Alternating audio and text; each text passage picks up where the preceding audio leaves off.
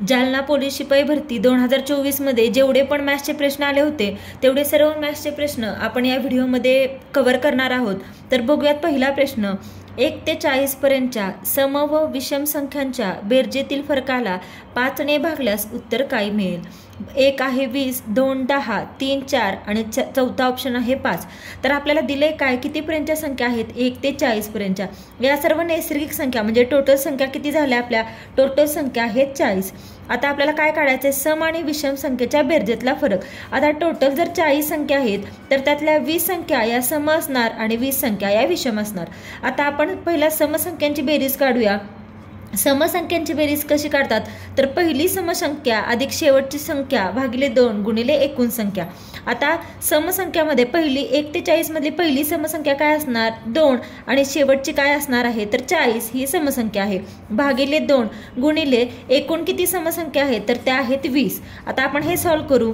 2 अधिक 40 भागिले 2 अधिक 40 किती येतं? इथे इथे आपण 42 लिहू। 2 अधिक 40 42 भागिले 2 गुणिले 20। इथे 2 भाग जातोय, बे एके बे आणि 42 गुणिले 10 किती आलं?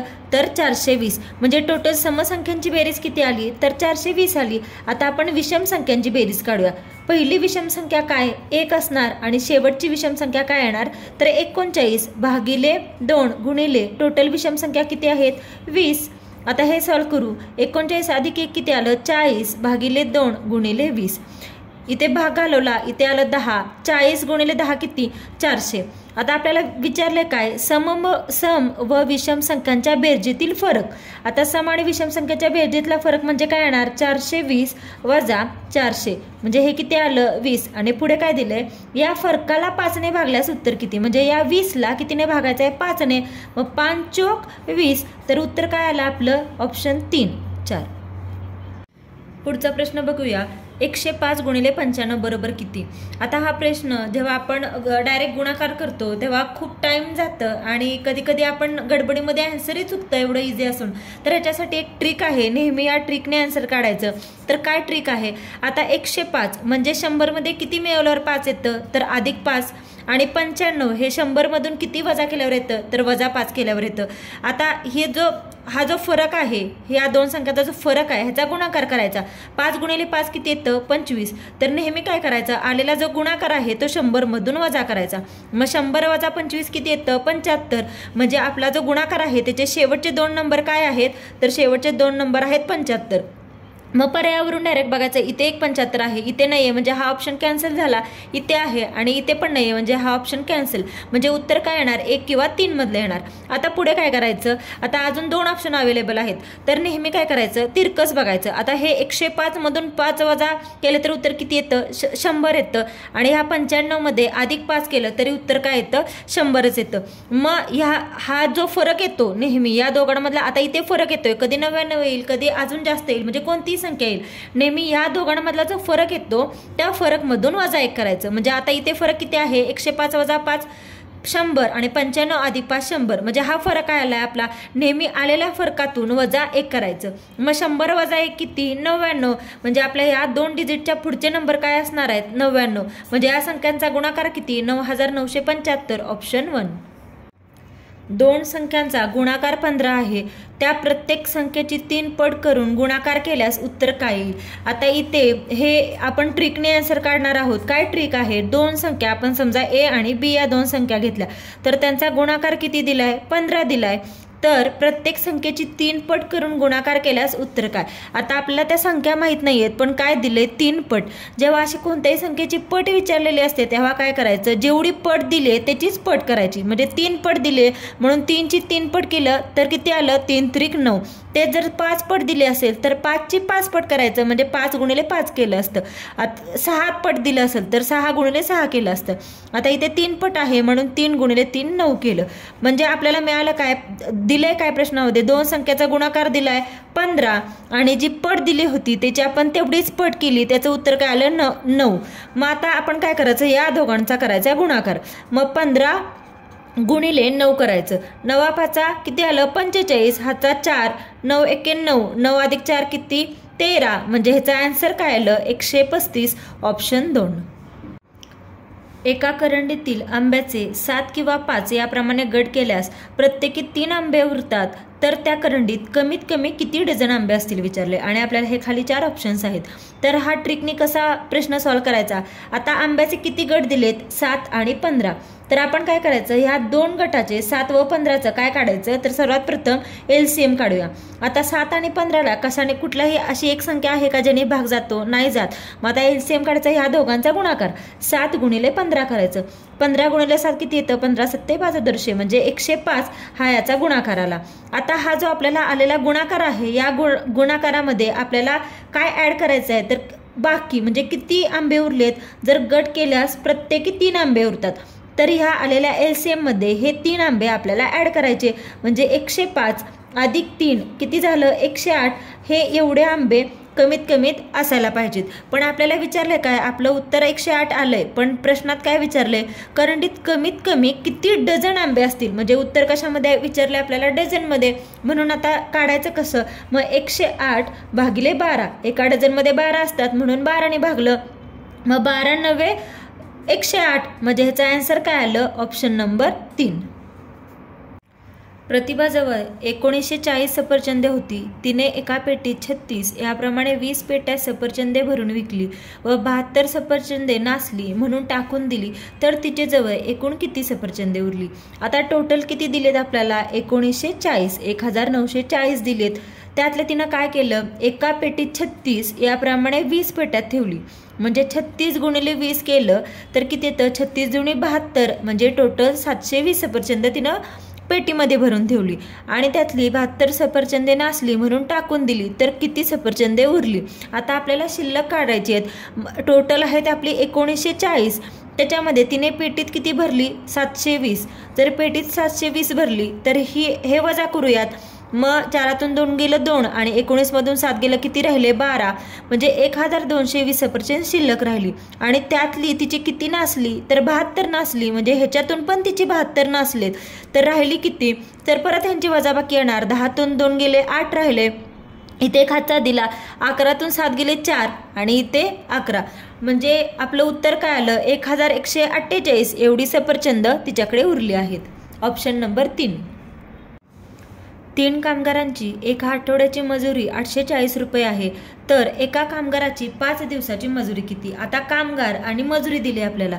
पहिला किती दिले, 3 कामगारांची एका आठवड्याची. आता एक आठवडा म्हणजे किती दिवस असतात, तर 7 दिवस. 3 कामगारांची 7 दिवसाची मजुरी किती दिले, 840. मग ह्या कामगार आणि मजुरांचा गुणाकार करायचा आणि मजुरीला भागायचं. मग कामगार 7 दिवसाची मजुरी भागिले 840 बरोबर आपल्याला विचारले काय, एका कामगाराची 5 दिवसाची मजुरी. एका कामगाराची 5 दिवसाची मजुरी काढायची आपल्याला. मग ती आपण x मानूयात. मग आता तिरकस गुणाकार करायचा. 3 गुणिले 7 गुणिले x बरोबर काय येणार, 840 गुणिले 5. मग आपल्याला x ची व्हॅल्यू काढायचं आहे. x ची व्हॅल्यू बरोबर काय येणार, 840 गुणिले 5 भागिले 3 गुणिले 7. इथे 7ने भाग जातोय, 7 एक्के 7, 7 दुणे 14 आणि इथं 3ने भाग जातोय, 3 एक्के 3, 3 चोक 12. म्हणजे राहिलं काय, 40 गुणिले 5. मग याचा गुणाकार किती, 5 चोक 20 आणि हे 0 ॲज इट इज. म्हणजे 5 दिवसाची एका कामगाराची मजुरी किती, तर 200 रुपये. उत्तर ऑप्शन 2. पुढीलपैकी कोणत्या संख्येला 36ने निशेष भाग जाईल. आता हा अतिशय सोपा प्रश्न आहे, कॅल्क्युलेटेड प्रश्न आहे. तर विचारलं काय, 36ने भाग जाईल. जेव्हा असा मोठ्या संख्येने भाग जाईल विचारलेला असतो तेव्हा नेहमी ट्रिकनं सॉल्व्ह करायचं.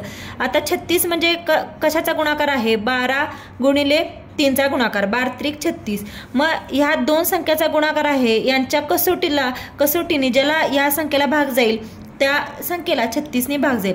मग आता समजा 12च्या कसोटी जरी माहीत नसेल तर 3ची कसोटी तरी आपल्याला माहिती आहे. 3ची कसोटी काय आहे, सर्व अंकांच्या बेरीज. ती कितीच्या पाड्यात पाहिजे, 3च्या पाड्यात, म्हणजेच 3च्या पटीत पाहिजे. मग आता ही चेक करूया आपण. ह्या संख्यांची सर्व बेरीज, 5 आणि 5 10, 10 आणि 5 15, 15 आणि 5 20 आणि 21 आणि 21 अधिक 7 किती, तर 28. मग 28ला 3ने भाग जातोय का, नाही. म्हणजे ह्याला 36ने भाग जाईल का, तर नाही जाणार. पुढचा नंबर चेक करूयात. 4 आणि 2 6, 6 2 12, 6 3 18 आणि 18 अधिक 2 किती, 20. 20ला 3ने भाग जातोय का, 3च्या पाड्यात आहे का 20, नाही. म्हणून हाही पर्याय गेला. आता हा चेक करूयात आपण. 4 5 6 6 7 8 8 आणि 8 16 16 16 8 त्रिक 24 24 वजा 1 केलं 23 झालं. म्हणजे 23 3च्या पटीत आहे का? नाही. म्हणजे याही संख्येला 36ने भाग जाणार नाही. आता हे चेक करूया. 6 अधिक 2 6 7 8 8 दुनी 16 8 त्रिक 24 आणि हे 3 24 25 26 27 27ला 3ने भाग जातोय का? तर जातोय. 9 त्रिक 27 3 9 27 म्हणजे 3च्या पटीत आहे. म्हणजे 36ने पूर्ण भाग जाणारी संख्या कोणती आहे? तर ही ऑप्शन नंबर 4. दोन संख्यांचा गुणाकार 5070 असून 5070 असून त्यांचा लसावी 390 आहे, तर त्या संख्याचा मसावी किती? तर आपण नेहमी कसं काढतो? पहिली संख्या गुणिले दुसरी संख्या बरोबर काय असतं? लसावी गुणिले मसावी. आता पहिली संख्या गुणिले दुसरी संख्या म्हणजेच गुणाकार असतो आणि ते आपल्याला डायरेक्ट गुणाकार दिलाय. दोन संख्येचा गुणाकार किती दिलाय? 5070 बरोबर लसावी किती दिला आहे? 390 आणि आपल्याला मसावी काढायचं आहे. अतिशय सोपा प्रश्न आहे. आता मग मसावी काढायचं आहे म्हणजे हे भागाकारात जाणार. 5070 भागिले किती येणार? 390 बरोबर मसावी. या झिरोला हा झिरो कॅन्सल झाला. इथे 13ने भाग जातोय. 13 त्रिक 39 13 त्रिक 39 राहिले 11 आणि 13 9 17 परत इथे 3ने भाग जातोय. 3 एक्के 3 3 त्रिक 9 म्हणजे मसावी किती आला? 13. म्हणजे याचं उत्तर काय? Option number 3. अतिशय सोपा प्रश्न आहे हा. पुढचा प्रश्न बघूया. पुढीलपैकी कोणती संख्या पूर्ण वर्ग असू शकेल? अतिशय सोपा प्रश्न आहे. ट्रिकनी सॉल्व्ह करायचा. आता पूर्ण वर्ग संख्या शोधण्यासाठी एक जी फॅक्ट आहे ती तुम्हाला माहित पाहिजे. कोणती? तर ज्या संख्येच्या एकक स्थानी 2 3 7 8 हे अंक असतात त्या संख्या पूर्ण वर्ग कधीच नसतात, म्हणजे नसू शकतात पूर्ण वर्ग. मग इलिमिनेशन मेथडने आपण आन्सर काढू शकतो. आता इथे बघूयात. या पर्यायाच्या एकक स्थानी 2 आहे म्हणजे ही पूर्ण वर्ग नाही. इथे 8 आहे 8 म्हणजे ही पूर्ण वर्ग नाही. इथे पण 3 आहे म्हणजे ही पूर्ण वर्ग नाही. आणि इथे 6 आहे म्हणजे पूर्ण वर्ग असू शकणारी संख्या कोणती? तर 5 स्टार 7 6 म्हणजे याचा आन्सर काय? ऑप्शन 4. पुढचा प्रश्न बघूया. अतिशय सोपा प्रश्न आहे. 5चा 5वा घात म्हणजे किती? आता 5चा 5वा घात म्हणजेच काय येतं? 5ची पॉवर 5. ह्याचं इलिमिनेशन मेथडनी पण खूप वेळा उत्तर निघतं. कसं? 5चा कुठलाही घात म्हणजे एकक स्थानी नेहमी काय असतं? 5. पण इथे प्रत्येक पर्यायामध्ये 5 आहे त्यामुळे आपल्याला हे सॉल्व्ह करायला लागणार. आता 5चा 5वा घात म्हणजे 5चा 5 वेळा गुणाकार. 5 गुणिले 5 गुणिले 5 गुणिले 5 गुणिले 5. आता काय करूया? 5 गुणिले 5 किती येतं? 25. 5 गुणिले 5 25 आणि गुणिले 5 हे ॲज इट इज. आता 25 गुणिले 25 म्हणजे 25चा वर्ग किती येतो? तर 625 गुणिले 5. आता हे सॉल्व्ह करू. 5चा 5 25 हातचा 2 राहिला. 5 दुनी 10 आणि 2 12 हातचा 1 6 पंचे 30 अधिक 1 31 म्हणजे ह्याचा आन्सर काय? 3125 ऑप्शन 2. एक काम 15 मुले 20 दिवसात पूर्ण करतात. जर 3 मुले 2 पुरुषांनी एवढं काम करत असल्यास तेच काम 20 पुरुष किती दिवसात पूर्ण करतील? आता आपल्याला दिले काय? पुरुष आणि मुले दिलेत. मुलं किती आहेत? 3 मुले आहेत आणि पुरुष किती आहेत? 2 पुरुष आहेत. तर दिले काय? एक काम 15 मुले 20 दिवसात पूर्ण करतात. मुलांच्या ह्याच्यात आपण लिहूया. एक काम 15 मुले 20 दिवसात पूर्ण करतात आणि जर 3 मुले 2 पुरुषांनी एवढी आहेत तर तेच काम 20 पुरुष किती दिवसात पूर्ण करतील? म्हणजे दिवस आपल्याला काढायचे आहेत आणि आता आपण काय करायचं? यांचं क्रॉस मल्टिप्लिकेशन करायचं. म्हणजे 3 मुलं ह्याला गुणायचं आणि 2 पुरुष याला गुणायचं. म्हणजेच काय येणार? 15 गुणिले 20 गुणिले इथं येणार 2 आणि इथं काय येणार? 20 गुणिले दिवस गुणिले 3 येणार. आता हे सॉल्व्ह करू. आता इथं आपल्याला D2 काढायचं आहे. तर D2 म्हणजे काय येणार? 15 गुणिले 20 गुणिले 2 आणि हे इकडे भागाकारात येणार 20 गुणिले 3. हे 20ला 20 कॅन्सल झालं. 3ने भाग जाते. 3 5 15. मग 5 गुणिले 2 किती? तर 10. म्हणजे ह्याचा आन्सर काय येणार? 2. म्हणजे किती दिवसात पूर्ण करतील? तर 10 दिवसात. उत्तर ऑप्शन 4. ताशी 54 किलोमीटर वेगाने जाणारी आगगाडी एक विजेचा खांब 18 सेकंदात ओलांडते तर त्या आगगाडीची लांबी किती? आणि आपल्याला हे खाली ऑप्शन्स दिलेत. अतिशय सोपा प्रश्न आहे. ट्रिकनी सॉल्व्ह करायचा. काय करायचं? एक आगगाडी ताशी दिले किती? 54 किलोमीटर वेगाने. मग ताशी म्हणजे 1 आवर किती जाते? एका तासात ताशी किती जाते? 54 किलोमीटर जाते. आता आपण हे कन्वर्ट करून घेऊया. 1 तास म्हणजे किती सेकंद? 3600 सेकंद. तेच 54 किलोमीटर म्हणजेच किती हजार मीटर, 1 किलोमीटर म्हणजे 1000 मीटर, म्हणजे 54 किलोमीटर म्हणजे 54 गुणिले 1000 म्हणजे 54,000 मीटर झालं आपलं.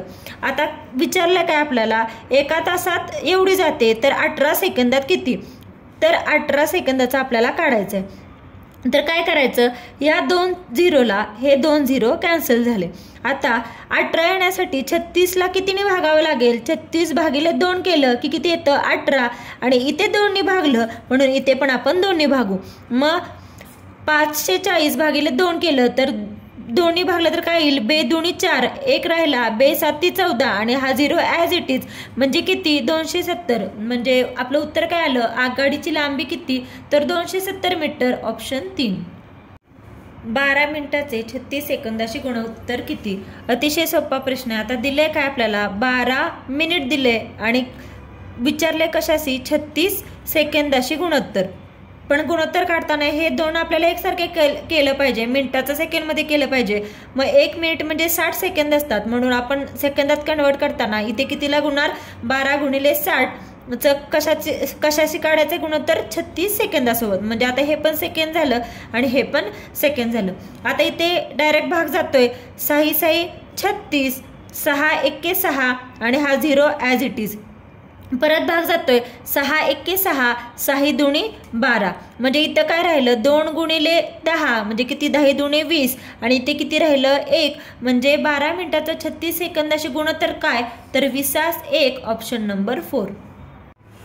2 डझन पुस्तकांची किंमत 1728 रुपये आहे, तर अशा 15 पुस्तकांची किंमत किती. आता पहिला दिले काय 2 डझन, 1 डझन म्हणजे असतात 12, म्हणजे 2 डझन म्हणजे किती झाले 24, तर 24 पुस्तकांची किंमत किती दिले, तर 1728 दिले. तर 15 पुस्तकांची किंमत किती विचारले. तर कसं काढायचं, 24ची किती पट म्हणजे 1728 तेवढीच 15ची पट करायची. पण आता जर समजा एक ट्रिक सांगते, जर समजा आपल्याला 24चा पाडा पाठ नाही तर काय करायचं, ह्यांचा भागाकार करायचा. इथे कितीने भाग जातोय 5, 3 5 15 आणि 3 8 24 म्हणजे 8 आणि 5. तर आता काय करायचं, ह्या संख्येला 8ने भागायचं. तर 8 दोन्ही 16, 1 राहिलं, 8 8 1 8 किती राहिलं 8 9 10 11 12 4 राहिलं आणि 8 सख्ख 48 म्हणजे 8 गुणिले 216 बरोबर एवढं येतंय. इथे 216 ने गुणले म्हणून इथे पण काय करायचं 216 ने गुणायचं. मग